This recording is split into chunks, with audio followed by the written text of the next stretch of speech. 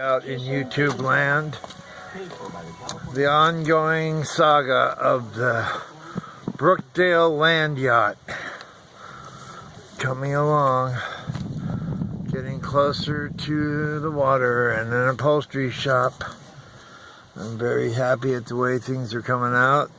There's something to sit on for a minute, but everything seems to be coming out quite nicely. Got to put some oil sealer stain on there. Somebody spilled some on this plywood I used, so I will wow, do I have a lot of work. Alright, see you in liquid land.